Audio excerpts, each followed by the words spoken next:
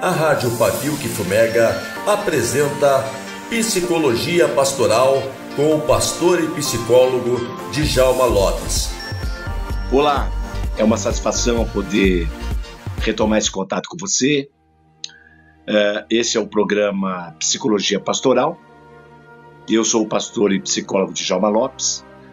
Você está conectado aqui na Rádio Pavio que Fumega, sob a direção geral do jornalista Samuel Souza. Nós vamos dar continuidade ao tema que nós iniciamos na semana passada, e hoje é o nosso tópico 2 da nossa programação, do nosso programa, e nós estamos falando aqui sobre o tema depressão. O texto bíblico básico que nós citamos no nosso encontro passado para tratarmos aqui do assunto depressão está concentrado no Salmo 42, o capítulo 42 do livro dos Salmos, onde o salmista diz: como o cervo brama pelas correntes das águas, assim suspira minha alma por ti, ó Deus. A minha alma tem sede de Deus, o Deus vivo. Quando entrarei e me apresentarei ante a face de Deus? E neste próprio Salmo, no capítulo 42, nos versículos posteriores, o salmista ele declara: por que estás abatida, ó minha alma? E por que te perturbas dentro de mim? Espere em Deus, pois ainda o louvarei na salvação da sua presença. Amém? Então, sobre o tema depressão, nós iniciamos então no nosso encontro passado, no nosso primeiro encontro, e eu apresentei a você as 3 definições ou condições relacionadas à depressão que nós pretendemos falar aqui nesses nossos encontros. E um primeiro deles que nós iniciamos no encontro passado refere-se à depressão que pode ser resultante de problemas ambientais enfrentados por uma pessoa. E nós citamos a teoria de um homem que trabalhou essa questão relacionada à depressão.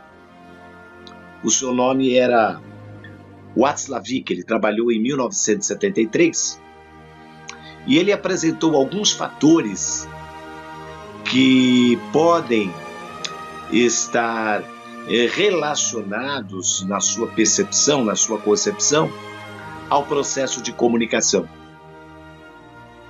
Logicamente, a comunicação do ponto de vista mais clássico, nós tratamos aí do emissor, o receptor, a mensagem, o feedback, o retorno, a retroalimentação, que são elementos da comunicação muito reconhecidos, tratados sobejamente pelos teóricos do processo de comunicação. Entretanto, o Watzlawick, e eu anunciei isso no programa próximo passado, ele vai tratar de alguns elementos que estão embutidos no processo de comunicação e que, quando eles não são muito bem trabalhados, eles podem propiciar algumas perdas para o processo de comunicação, contribuindo para o surgimento de um episódio ou uma depressão um pouco mais aguda ou crônica, e nós podemos definir isso subsequentemente. O que é uma depressão aguda ou crônica, ou até uma depressão normal, nós podemos aí estar conversando um pouquinho sobre isso. Agora, retomando a proposta de Watzlawick, ele diz que a comunicação ela pode ser entendida a partir de alguns elementos, que é a visão, o silêncio o espaço e o movimento. Não é? O olhar, o silêncio, o espaço e o movimento. Sempre considerando que nós estamos falando do processo de comunicação porque entendemos que quando a comunicação não vai bem, é possível que algum elemento ou elementos de um determinado núcleo familiar, ele possa estar muito mais vulnerável, muito mais sensível à obtenção de um processo depressivo. Então, retomando, o Watzlawick dizia que a comunicação se dá pelo olhar. É quando eu falo com alguém, eu olho para alguém. E eu estou olhando, eu estou fixamente ligado à pessoa, demonstrando para essa pessoa o quanto eu estou interessado pela sua história, não é? Pela sua história. Às vezes existem alguns elementos, algumas pessoas de algum núcleo familiar que não são tratados, às vezes com seriedade, com aquele respeito, com aquele vínculo de afetividade. Eu acredito que você entende o que eu estou falando. Às vezes algumas famílias estigmatizam, rotulam algumas pessoas que podem ter as suas limitações. Afinal de contas, quem não as tem, não é? Todos nós temos os nossos limites e temos as nossas potencialidades. Mas existem algumas pessoas que às vezes precisam de um pouco mais de estimulação, sabe? Estimulação. E algumas famílias não disponibilizam essa estimulação. Alguns círculos, e eu quero partir aqui logicamente do núcleo familiar, às vezes não viabiliza, não possibilita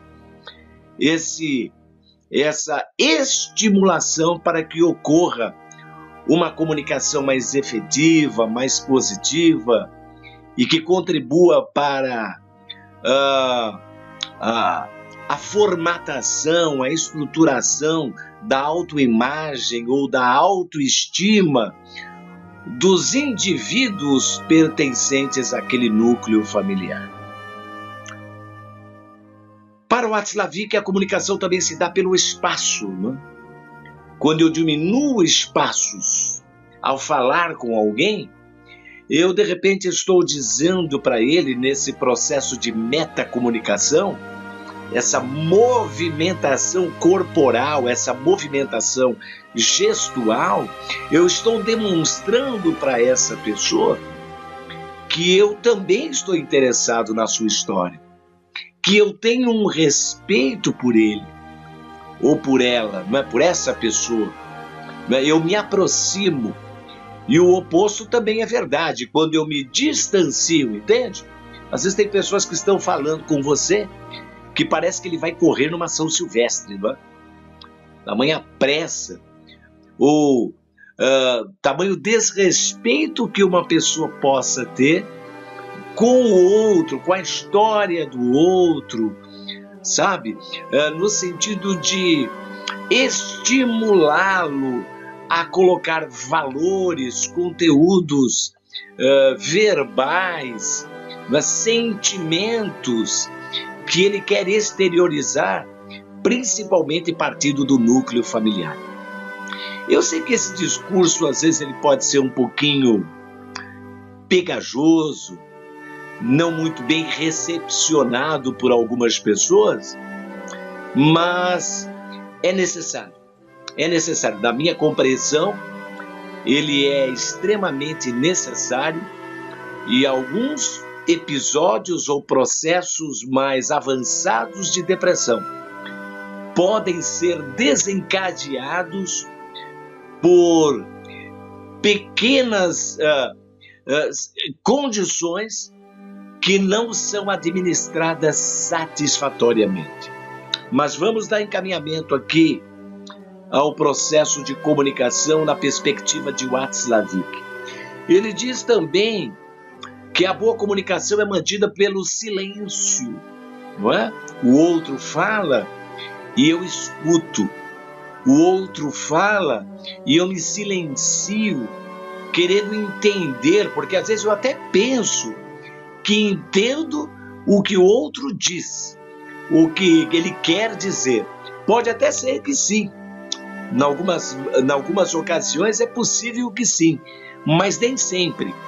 É possível que o sujeito, que é aquela pessoa que se comunica, não é?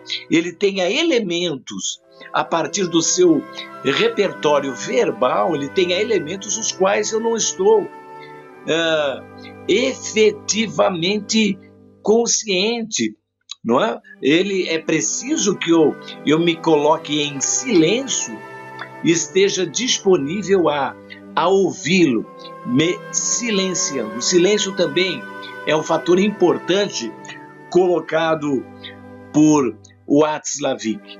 E o movimento que de certa forma, ele está associado ao espaço, né?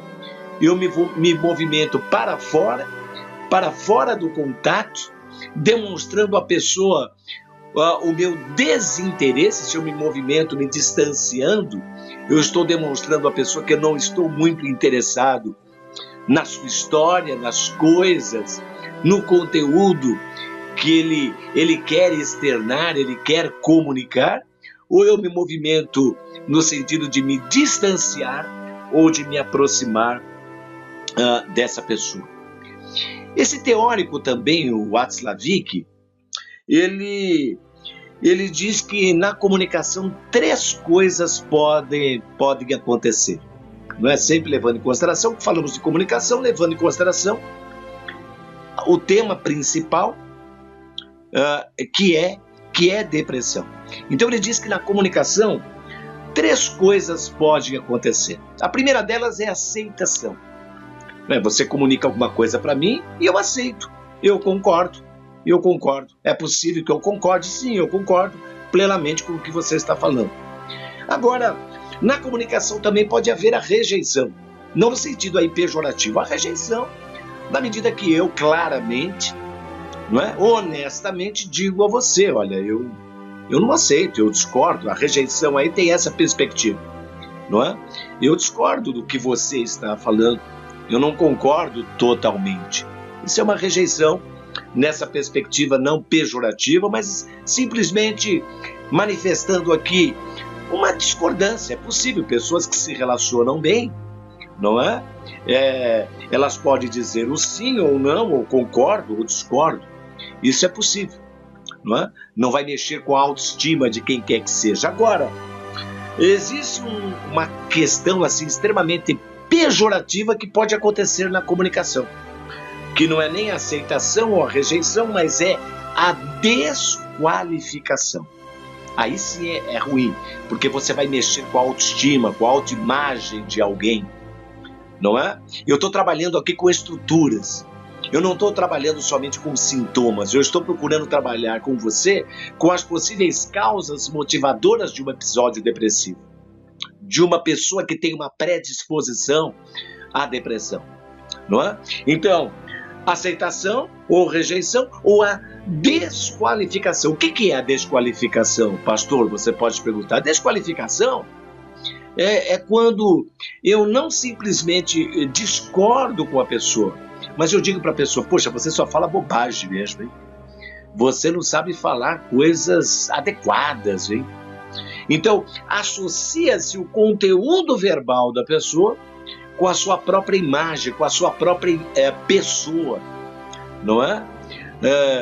Longe aqui da gente querer dramatizar excessivamente essa condição, mas pelo menos do núcleo familiar, eu acho que é importante que a gente não parta para a desqualificação. Eu posso discordar, mas eu não preciso desqualificar a pessoa. Eu posso discordar, mas eu não preciso depreciar a imagem da pessoa. Se essa pessoa for tratada assim, consecutivas vezes, com uma certa frequência, a probabilidade dessa pessoa, não só no momento presente, mas em qualquer outra situação futura, onde ela lidar com alguma frustração, essa sua autoimagem negativa pode contribuir para que ela seja acometida de um episódio depressivo, tá?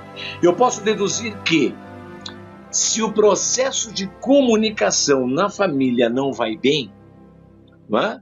Lembra que eu falei para você? Eu estou partindo aqui a partir do núcleo familiar. Se o processo de comunicação na família não vai bem, com o excesso de desatenção, de desrespeito a alguma pessoa da família, um sujeito pertencente a essa família, esse núcleo familiar está propenso a levar alguns dos seus membros a contrair um quadro depressivo, tá bom? Sempre dentro desta perspectiva psicológico-filosófica de que nós estamos analisando aqui as possíveis causas que propiciam, que proporcionam o surgimento de alguns sintomas. É por isso que falamos e procuramos falar exaustivamente sobre essa questão.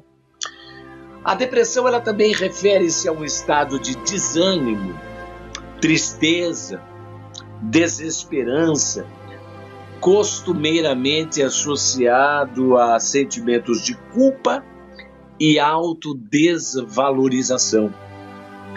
Essa modalidade de depressão, ela pode ser classificada como a chamada depressão exógena, né? Deixa eu definir para você. A exógena é aquilo que vem de fora. Nós já falamos da comunicação, mas existem outras variáveis, outros fatores exógenos de fora que também podem provocar um episódio depressivo. Então, a depressão exógena, por fatores externos, esses fatores externos desencadeiam ou contribuem para o surgimento de um episódio depressivo. Por exemplo, nós já acabamos de trabalhar sobre o tema, a comunicação comprometida, não é? A perda de um emprego. Às vezes tem pessoas que falam, poxa, mas isso não é nada, não é nada porque de repente não tem a ver com você. É preciso que a gente respeite os limites do outro. E às vezes é aquele momento que a pessoa está assimilando o luto, não é? O luto tem a ver aí com uma perda, assimilando aquela perda, aquele momento de frustração. Então, a perda de emprego, a perda de um ente querido, são fatores exógenos. A rejeição familiar. Existem pessoas que às vezes eles podem desencadear alguma propensão, alguma predisposição a um episódio depressivo, porque sofreram, de repente, alguma rejeição, às vezes até na vida intrauterina. Às vezes a pessoa não tem consciência, mas era um feto, não é? Uma criança que estava sendo gerada no útero, mas que não era muito...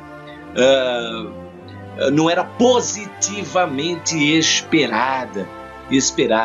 E às vezes uma rejeição que acontece pós o nascimento dessa criança, não é? Às vezes faz-se uma opção em agradar muito mais esse filho do que aquele, não é?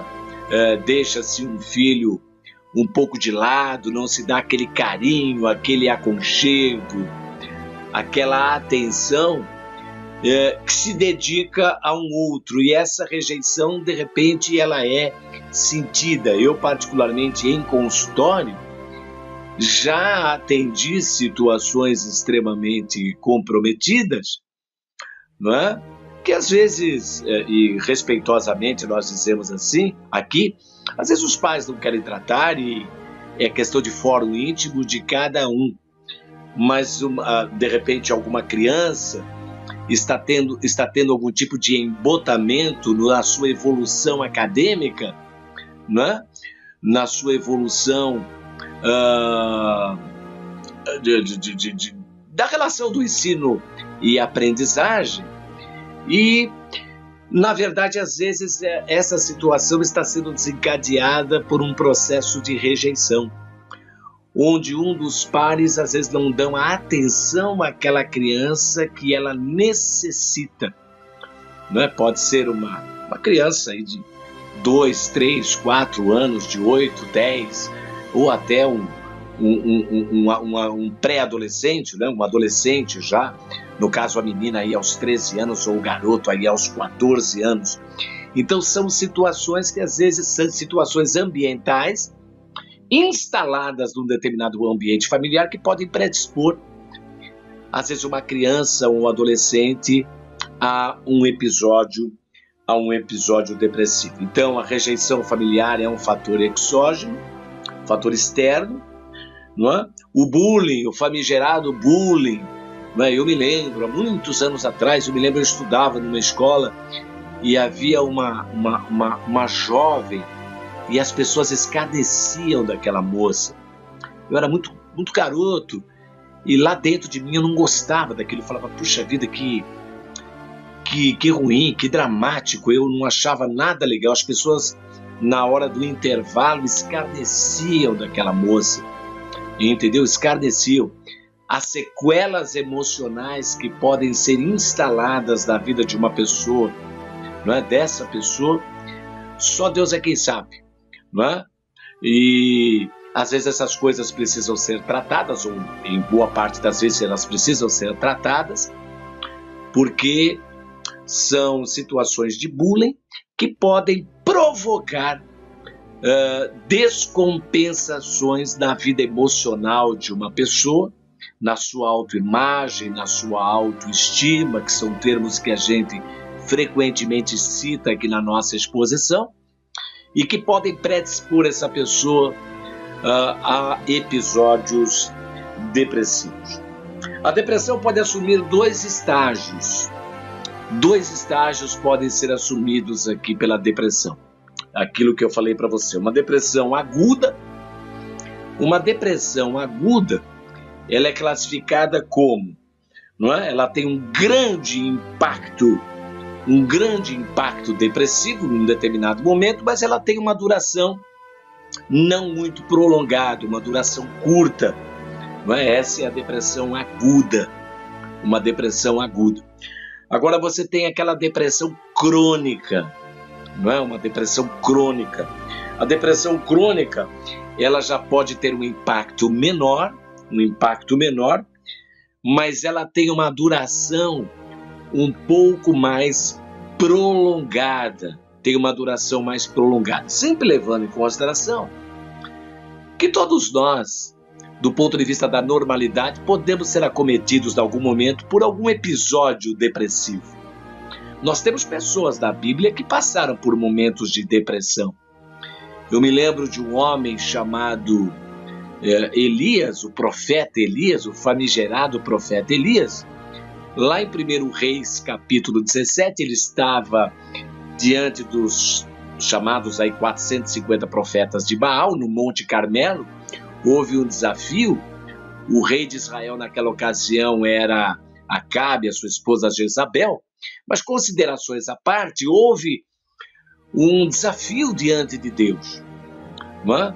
Onde aquele homem estava só, não é? Contrariando a expectativa de um monarca. Logicamente que ele era perverso, esse monarca, tanto ele como a sua esposa, oriunda da Fenícia, que era Jezabel, não é? A sidonita, não é?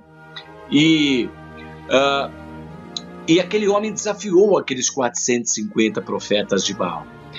E eu acredito que o desgaste emocional daquele homem foi muito grande, logicamente.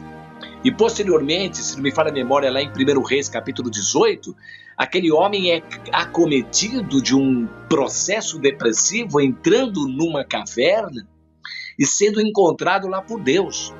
Não é? Há uma declaração bíblica, e eu estou fazendo essa conexão aqui com a abordagem psicológico-teológica, não é? Dentro da nossa abordagem aqui de depressão em psicologia pastoral. Não é? Por isso que tomamos a liberdade de fazermos aqui essa conexão. E lá, naquela caverna em Horebe, lá no Monte Sinai, lá próximo ao Monte Sinai, ou melhor, no Monte Sinai mesmo, numa caverna, o Senhor encontrou-o e disse: "Que fazes aqui, Elias?" Ele estava deprimido. Então, certamente aquele homem, ele foi acometido de uma situação estressante, exacerbada, lá no Monte Carmelo, diante dos 450 profetas, contrariando a expectativa de um rei. Politicamente, imagine o peso que estava sobre aquele homem. E, subsequentemente, ele fugindo agora de Jezabel, da esposa do rei Acabe, que queria matá-lo, acabar com a sua vida. Ele estava num episódio depressivo significativo lá na caverna em Horebe, tá? No nosso próximo encontro nós vamos falar sobre uma outra situação relevante que diz respeito a um processo depressivo, não é? A depressão que pode ser oriunda, que pode ser originada de um estado em que a atividade funcional do organismo está abaixo da normalidade, né? É a chamada depressão endógena. Agora, sobre isso, nós vamos trabalhar no nosso próximo encontro. Eu conto aqui com a sua audiência e tenho certeza que o Senhor vai nos ajudar e vai te abençoar também através dos assuntos que nós procuramos compartilhar com você com a maior objetividade possível. Que Deus abençoe a sua vida. Shalom. Fique com Deus. Você ouviu Psicologia Pastoral com o pastor e psicólogo Djalma Lopes.